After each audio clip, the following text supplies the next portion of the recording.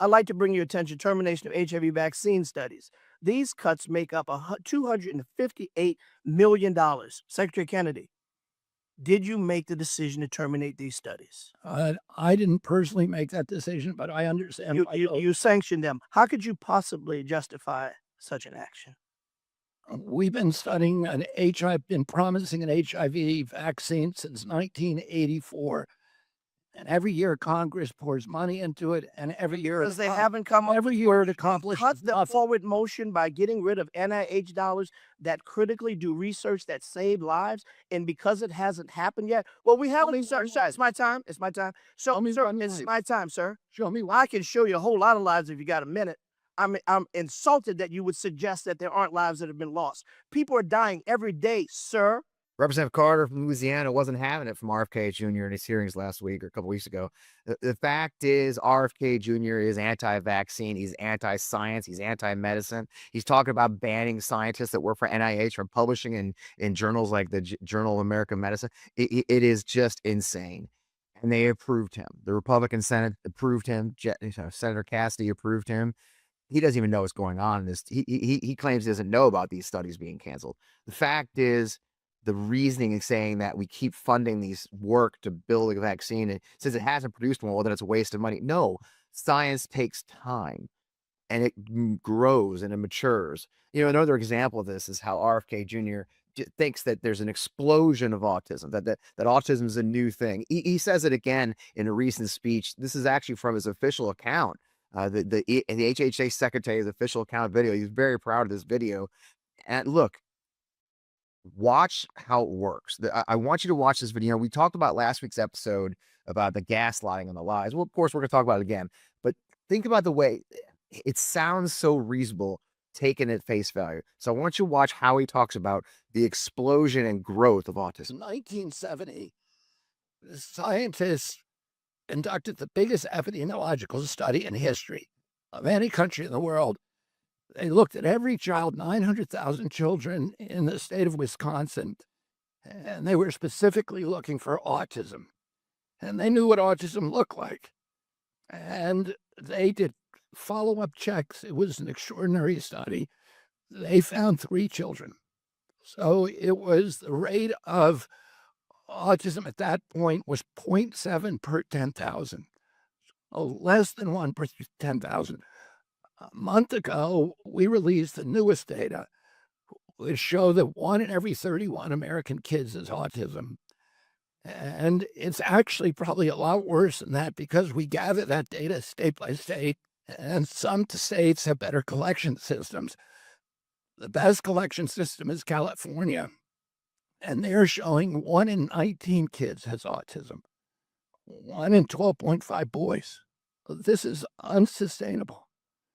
And the cost of autism alone by 2030, according to a recent peer-reviewed study, is going to be $1 trillion a year. Start at the top there.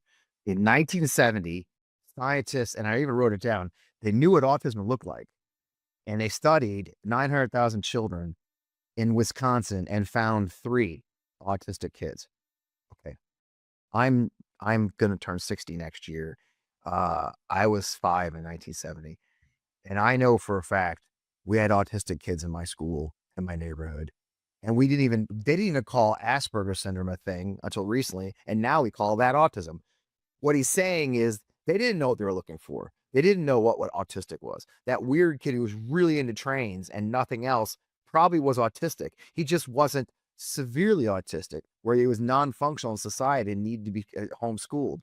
We've always had autistic kids. We just have changed the criterion and the measurement and the stigma that goes with it. In 1970, you didn't step up and say, yeah, my kid's got autism. He's weird. No, you said, get over it. He'll grow out of it. They used to tell us that a lot. You'll grow out of it. Okay. Same thing with ADHD. I had ADHD. I didn't get diagnosed until I was in my 40s because we didn't know what it was. And that's what makes RFK Jr. so damn dangerous. And the dangerous thing about his role in this administration is that he has a very key role in vaccines and studies and what matters to American health. And he's got plenty of time to completely screw up the system. And we're lucky that some members of Congress and the Senate are fighting, like you saw the Representative Carter. And of course, our guest today will be Senator Lisa Blunt Rochester, who's worked in Department of Health and Human Services in the state of Delaware and now is on the committee overseeing it. And the shocking things they're seeing and the others. It is a shocking thing. This administration continues to say these lies, but it's even worse that they're actually legislating against these lies. And when I talk about the lies, it's the lies like who gets Medicaid, the lies about who is benefiting from it and work requirements and how they work. The number of regulations is another favorite of the Republicans. I had to run this because it just happened today before we did the show. This is Senator Jim Justice of West Virginia. You know him, he rolls around in a scooter and has his dog with him everywhere in the Senate. This is him talking about how they're getting rid of EPA regulations from against good old coal. Actually, from people that wanted so badly to kill energy, to kill coal, to kill fossil fuels. I mean, they made it to where really and truly it took 3 weeks to figure out how to have a bowel movement. With all that being said, you couldn't do anything because of these crazy regulations. And Lee's hopefully doing really good stuff. Well, times have changed, that's for sure. Senator Jim Justice, great to see you, sir. Thank you very much. Appreciate you being here. Yeah, because coal kills people. Burning coal is bad for the environment. Look, I'm old enough to remember when you flew into LA and the overhang of pollution, the orange cloud hanging over LA and other cities. I remember the alerts of bad air days from the smog and pollution. And these guys want to bring out good old-fashioned pollution again. And that's in that bill they just passed. It actually rolls, but we're not killing energy. We want renewable energy. Solar power is getting cheaper, easier to get access to. Wind power is growing, and they want to kill it. Nobody's anti-energy. What does that mean? I don't want my air conditioning. God damn it, I live in Missouri in the summer. I want my air conditioning, my God. I just don't want it to pollute the entire world for my children while we're doing it. And that's the other lie. It's always these things. So we're going to dive in a little bit the lies, we're going to, as always, and talk about it, talk about what's in that big bill, talk about the timing of it. And then we're going to have a great conversation with Senator Lisa Blunt Rochester, one of my favorite members of the Senate. I've got the pleasure to get to know her over the last year since I talked to her when she was running for office. So I am Fred Wellman. This is On Mux F21, but you know that. You're here live with me on the Midas Touch Network on a Friday night at 7. I appreciate you being here. Love seeing the Midas Mighty. I'll be in the chat with you as we watch the show. It is a crazy time. We've got some losses, we've got some wins, but in the meantime, we keep up the fight. So you know what? Let's get on the show. Welcome to the show.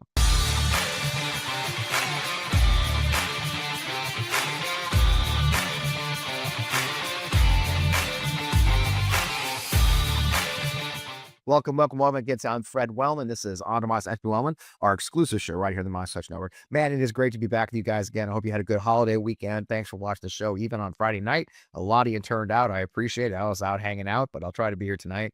In the meantime, there's so much to talk about. As you know, on July 4th weekend, they finally passed and Trump signed the big, ugly, crappy bill. And I kind of want to talk a little bit about the lies and what goes into that and the gaslighting that goes with that bill. And I got some great graphics to show you if you could see them in the meantime. So this is a perfect example of what we talk about when I talk about these lies and the graph. But before I get to it, this is actually, I'll show you this.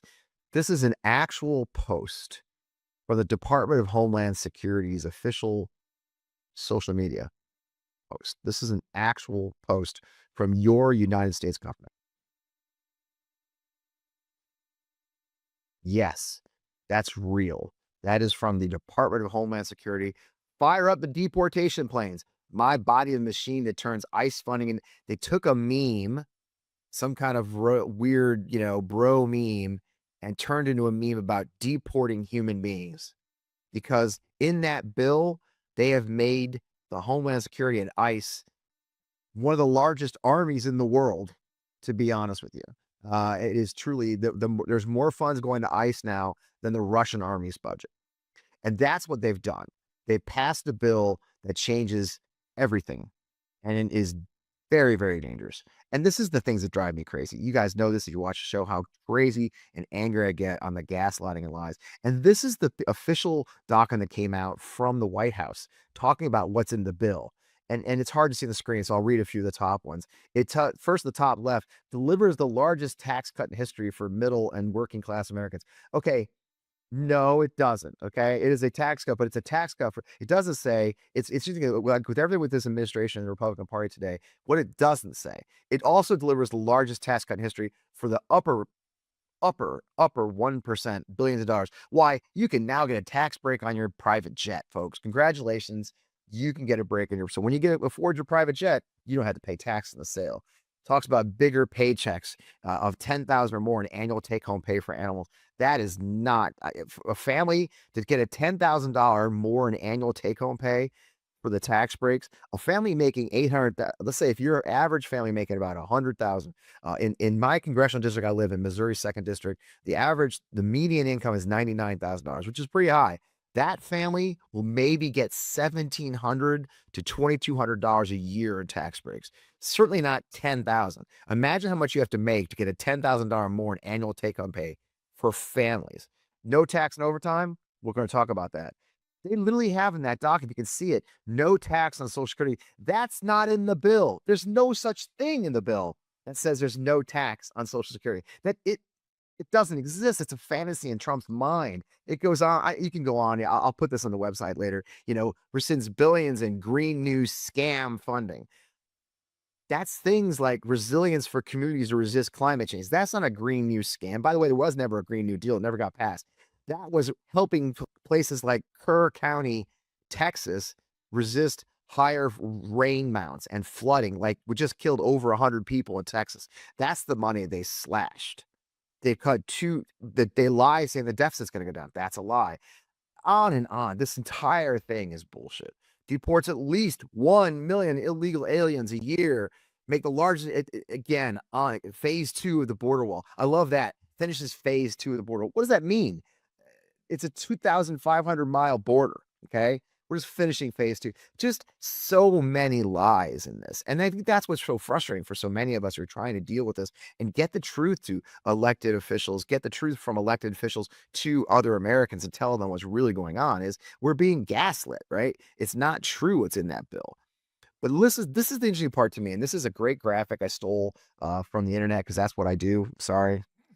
I think Jess Craven posted this on her Instagram, and this is what's really interesting about this bill. We're going to talk about this with our guest shortly, but I want to show you guys this before we got to that. And this is what we call the big, beautiful delay. So when will you actually feel the effects of the Republicans' budget bill? Well, this is where it gets interesting. It's not just what they put in it. It's when things start and when they end that is really, really malevolent and clever on their part.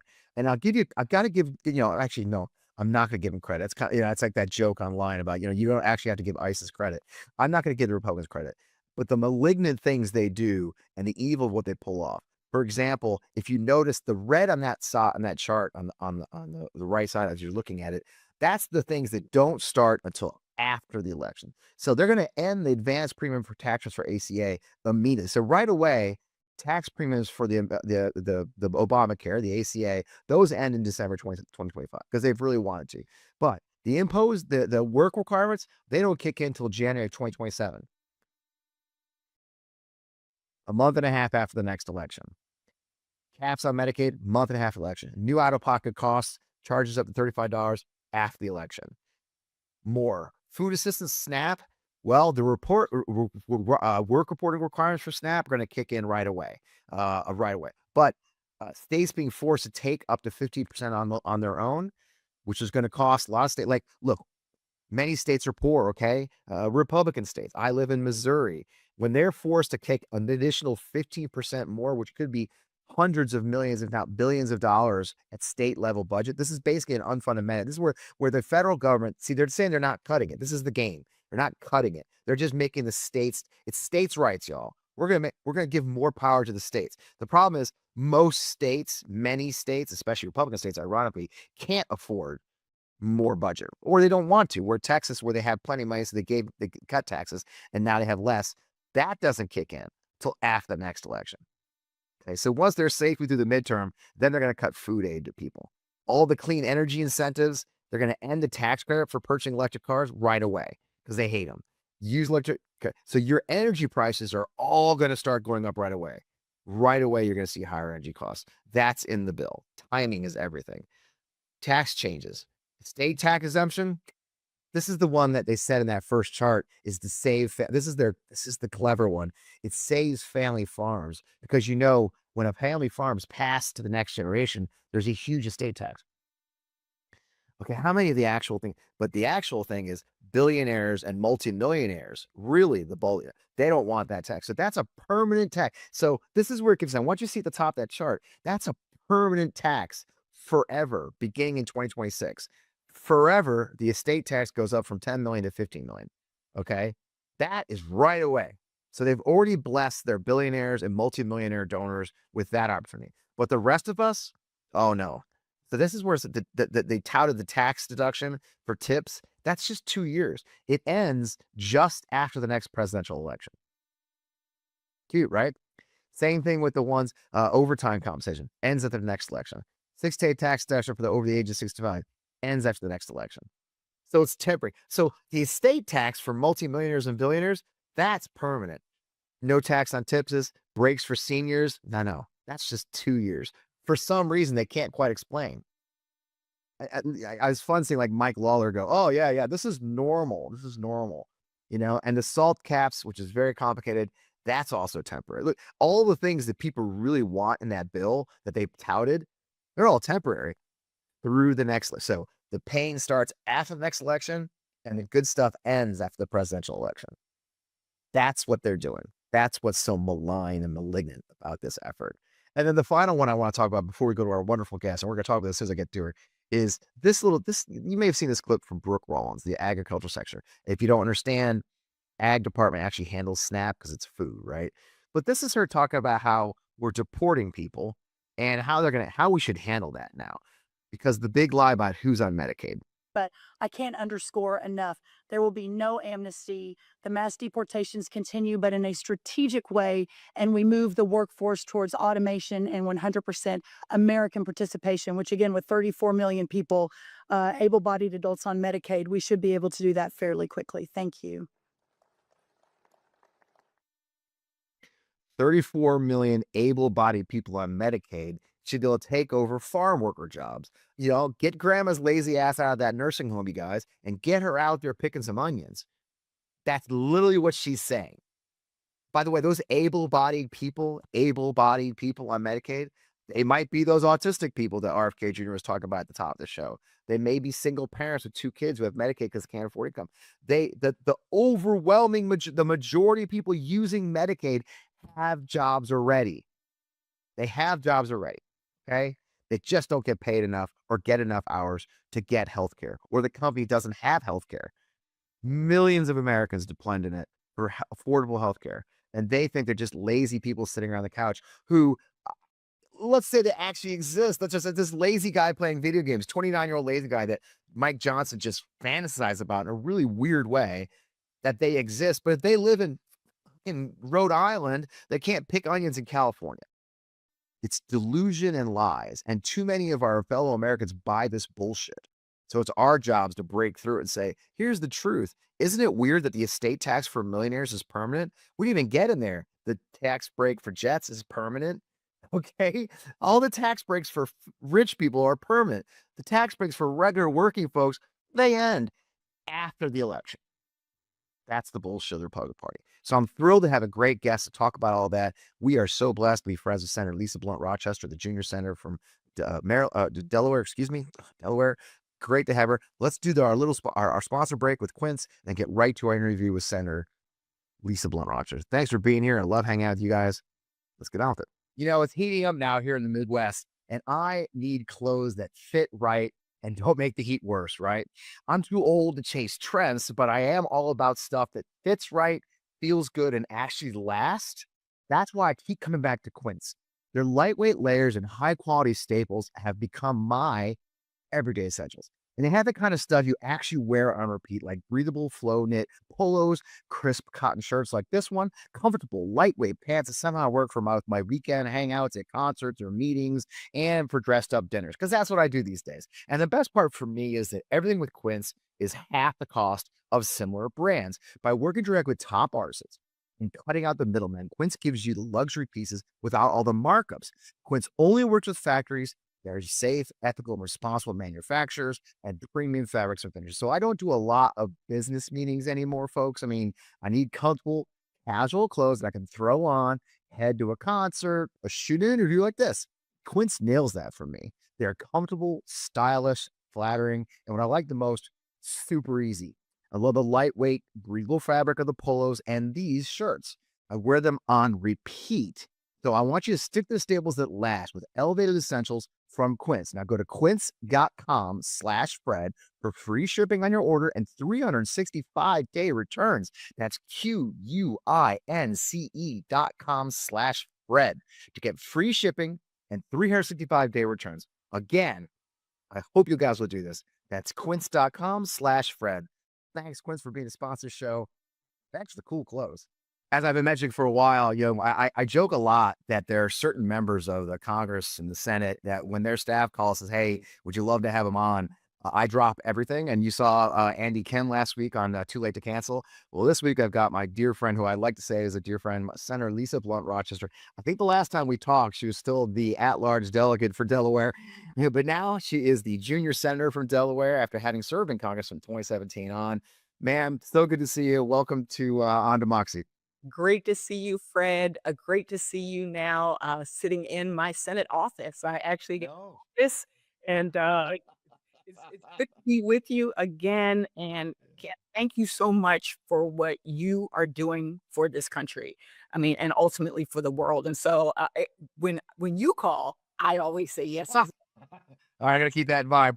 Poor staffers, they go, "Oh gosh, not Wellman again."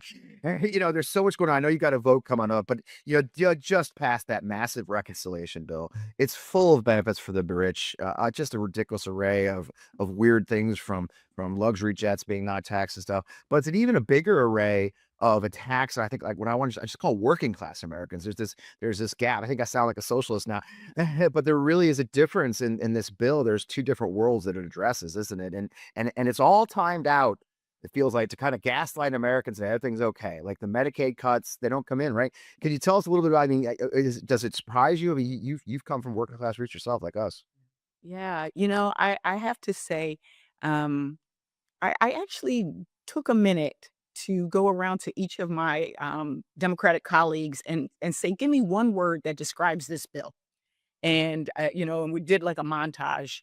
And my word, the last word, I was the last word, and I said deception. I feel this bill is a big deception. Whether people voted for Trump or not, I don't think they expected all that we are seeing. And to even call it a big, beautiful bill when it's so ugly, it is just truly a deception. And as you said, it is about the choices that we make. Who are we fighting for in this country? And so for me, we will see an impact on, SNAP and nutrition programs for families. We are seeing an impact on Medicaid and adding things. Most of the people are already working, but now we're going to add different types of work requirements that are going to ultimately kick people off so that they can find the savings to support their billionaire friends.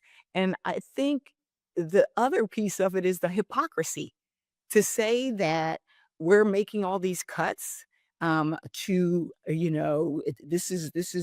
have to do this for efficiency and things like that. But ultimately, it is for tax cuts, and it will balloon the debt and the deficit. The folks that are supposed to be so concerned about that, Yeah. it is also hypocrisy, which not surprising, but the level and even the duplicity. Like while we were literally on the floor at whatever 8 in the morning, whatever time it was, because we were there overnight putting forward amendments after amendments to like say you go on the record for what you're doing here. They were still handwriting on the bill, new changes to appease Lisa Murkowski in Alaska, or just to try to get votes. And ultimately, that's why your show is so important, because I think we got to let people know. We got to let everybody know what this deception is about. So thank you again for doing this. I appreciate it. And that deception is it's such a wide array of damage it's going to cause. Like you said, I mean, one of the ones going back to what we said about work requirements, I finally caught up with John Oliver. If you ever watched and John Oliver, his last show before the bill was passed by the Senate, talked about how work requirements really are a way to kick people off. It's funny how well they deceive us with that, right? The bureaucracy that goes into it, the models and the uploading paperwork. Like, so, I'm pretty confident. I'm a Lily, and probably the most online 60-year-old you'll meet, and it is hard every month. Yeah, every month putting out papers. I mean, it really is a system in the end designed to make it too hard to get the benefits you have a right to, right? Exactly. I mean, for example, think about it. Requiring somebody to do something, whether it's go every month to an office and show some papers, when the folks that are most impacted may be working multiple jobs, may have schedules that maybe I work in a restaurant, and my schedule is not predictable. It's not during the same times as a state office might be open. I used to be deputy secretary of health and social services, and so I know about this. And so even getting rid of things like automatic enrollment in the ACA, Right. they want to make it harder for folks to get access to the Affordable Care Act. More paperwork, more requirements, less time to apply for it. Like all of these things were designed to kick people off of these things that are allowing folks to work with dignity. I had a guy in Delaware, he's a wheelchair user, named Emmanuel. And Emmanuel has cerebral palsy. He said to me that because of Medicaid, he is able to go to work. Because of Medicaid, he had been living in his car at one point. He now can live with his wife. They have a good life. He said, when you pull the thread of Medicaid, it unravels my life. And so I want to keep people's faces in front of them. And so I even offered an amendment in the beginning of the votorama that we had. And my amendment was about Medicaid and maternity care. Who could be against moms and babies? And I basically said, this is your choice between moms and babies or billionaires. You know, I wanted to make sure that we carved out a space for making sure that facilities that provide care could still operate. And it's funny because for each 1 minute speech we get to give, they get to give a rebuttal. They didn't even do a rebuttal for my amendment. And and even I think it was Susan Collins voted for it, but 40% of births in this country are funded through Medicaid. So don't say you're the party of the family and then you do this. And the last piece of that I think too is they've got people thinking, well, if I'm not on Medicaid, it's no problem. And what's the big deal about a work requirement? But you understand, and especially in Delaware, I know you and I talked, I think we talked about previously, is the Medicaid is the foundational fundamental way that most small clinics, specialty clinics with very special needs, diseases and illnesses, it's delusional to think just because you're not on Medicaid, it's not going to affect you, is it? Even nursing homes. I Right. mean, Right. when you think about who will be impacted by this, children's health insurance, CHIP, or this is kids, all the way to our seniors are going to be impacted by this. And so, my message to folks is really simple. Like right now in this moment, we got to do three things. Number one, we got to educate people and let them know how bad this is, what is actually coming, and how it will impact your life. Because there's a lot in this. So that's number one. We got to educate people. Number two, something that we're going to be doing in Delaware even tomorrow, we're doing a press conference on SNAP at the food bank because food banks are going to be impacted. And we're bringing all these nonprofits and all these folks together. But even our philanthropy community said to us, if they did everything they wanted to do, philanthropists can't fund this. They would run out of money in 87 days, I was told. Not 2 years. So coordination, all hands on deck. So it's education, coordination, and the last piece is mobilization. we have got to mobilize and be ready for 2026. We've recognized we don't have the House, we don't have the Senate, we don't have the White House right now, but it's coming. And that means we've got to make sure, number one, people know what's coming at them personally and collectively. Number two, we're coordinating to make sure that we can withstand this moment. And number three, we need to mobilize so that we can ensure that people have a brighter future and that they don't have to, we don't have to worry about big, ugly bills. And it's not just about the election, too. I was part of a group called Unite for Veterans. We put together nationwide protests about the cuts to VA. We got sort of a minor win. I don't want to call it a total win, but they did announce they're not going to do the big riff of 72,000 employees. It's just going to be 30,000. You actually just rolled out because one of the things they cut, it's been very, again, I'm going to go back to that deception line a lot, man, because it is deceptive. Like they cut the VASP program, which is the VASP program is a program where veterans are able to stay in their houses and avoid foreclosure, right? And they just quietly cut it, and we've counted up to 30 or 40,000 veterans who are on the program might find themselves in foreclosure of their homes.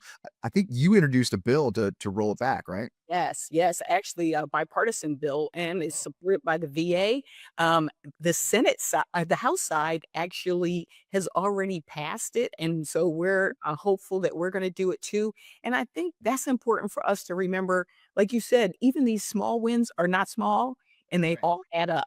And so that's another thing that we've got to, because that gives us hope too to keep pressing forward. So we're going to keep pressing forward. When I started this journey to the Senate, it was all about bright hope. Well, it's like each person doing just their part. That's what this is about right now. I know you have to go, but the last thing I did want to touch on is, Robert Kennedy. I opened the show talking about Robert F. Kennedy Jr.'s cuts to health. Again, going back to healthcare, you worked in that world as publicly, always publicly. They cut the advisory committee on immunization practices. I mean, children's vaccine. Just as we're talking about vaccines for stuff, I mean, they cut that. And pediatric, you're fighting that one hard. Again, your background is in health and human services. Yes. Well, I'm on the committee that deals with health, education, labor, and pensions. And we knew when he came in for his nomination hearing that he was not qualified for the position. He was not competent. He was mixing up Medicaid and Medicare, things that are kind of basic. And so there was concern then. But even the chairman, Republican chairman Cassidy, asked for a commitment on vaccines and that he would not bring his vaccine denier stuff with him to this job. And he already has within 6 months, he took a committee that actually recommends vaccines for our country. And within 6 months, this committee's been around for 60 years. He got rid of every one of the members who were scientists, who were doctors, who were parents, and replaced them with folks that were unqualified. One person, he had to pull the name right after he submitted the name because the person was unqualified. And so I have a bill that we're going to be introducing that focuses on protecting our vaccine program. And there's also a court case as well, because it's kids going back to school in the fall. Yeah. It's parents knowing what is covered. It's insurance companies knowing, can we pay for these? The cost on families, if we have to pay for it ourselves, is too much at a time when these tariffs and everything else are keeping things sky high. And then it is also the flu season coming up. Yeah. Our parents, our grandparents, me, like you said, I'm one of these over 60 people too. So I need to know. I need to know and have confidence. And that's the thing that we want to see. We want to see a healthcare system that we can have some confidence in. So we're continuing to fight that battle as well. Yeah. And I'll let you go. Do you think there's any remorse? I mean, you saw Tom Tillis step down, is not running. All of a sudden, he's got a conscience. Do you hear these? I mean, I can't imagine Senator, but Dr. Cassidy Right. was gaslit again. I mean, is there any kind of, do you have hope as we go into the second half of this, second half of this year, I suppose? Right. Well, I actually approached him and, talked to him because I know that he has concerns. And so we will see what the committee does. But, again, this moment is one for us. When I mentioned deception, well, that deception to me goes into darkness. People want to keep you in the dark. that's the best time for some bright hope when it's darkness. And so we just need to make sure we keep the drumbeat going. And that's what I'm going to do. And I thank you, Fred, for having this place where we can actually like share this and talk about this. And even for me, I like even this weekend after that bill, I was like, I need something to like pump me up. So I went to see F1 and I was edge of my seat the whole time with my mother and my sister. And, and so between F1 and Beyonce, I'm like, you won't break my soul. So There's the formula, folks. You got it now. Endorsed by Senator Blunt Rochester. A good movie and some Beyonce, and I can't agree. I have a different formula, but it's very similar. So, man, with that, I know you got votes. Such a pleasure to see you again. Thanks for joining the show, especially on such short notice. Tell your staff I love them. I appreciate you guys. Keep it the fight for us. I know you're in there, so we'll be keeping an eye on you. Let me know when you want to come back and say hi again. thanks, Fred. Bye-bye. Thank you, man. Bye now. Always a great conversation with the senator. I honestly, there's not a time I don't enjoy talking to Lisa Blunt Rochester. She's just a terrific person. What's interesting about Senator Blunt Rochester is, she worked her way up. She's been in public service, be it nonprofit work or government service, and then Congress and beyond. We were talking before how actually started out as an intern in the office she's now sitting in. So it's quite a story, and she's just a wonderful human being. I love having her on. So, and that's the key here, folks. I mean, I think we go on and on. You heard it so perfectly, and we opened with it. We talked about it. This is one giant gaslight, and you look at the graphics. You saw at the beginning of the show of how these things flow in after the election, and how incredibly dangerous they are, and clever that the Republicans know that they're trying to buy votes. That none of the healthcare stuff really kicks in until after the midterm. The tips, no tips, tax breaks, the others, they end after the presidential election. I mean, this isn't a coincidence, okay? They did it on purpose. They made the estate tax part permanent forever, but the no tax on tips, just 2 years. It is all a game to sucker us into falling for their bullshit. And we just can't. And you see, it's going to be up to us, who are activists and others and leaders, hopefully representatives. Tell your folks, this is what's in there.